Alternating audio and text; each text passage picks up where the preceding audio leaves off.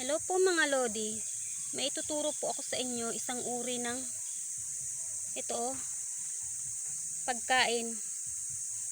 Nung araw, pag wala kaming bigas, ito yung nilalaga namin, kinakain namin. Ang tawag sa amin yan sa Bicol, uraro. Marami akong nakikitang ganyan dito, kaya hindi ko sasayangin. Tatanim ko siya. Ito guys, oh. Sayang din naman.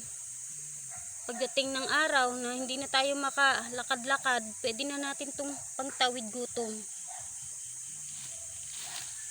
Tatanim natin siya guys.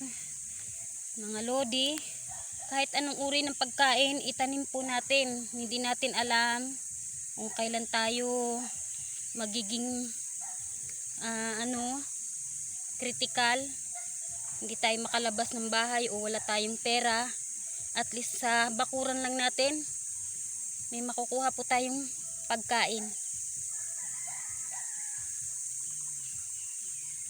Yan, nakatanim na tayo ng uraro. Ayan o, yan siya o. Ito naman, laman, patutubuin ko muna. Ayan, may tumutubo na po. Ay, nabali pa, sayang. Pero tutubo pa yan. Diyan ko lang po yan ilalagay kasi pag nagdilig ako, tutubo po yan. Yun lang po. Salamat.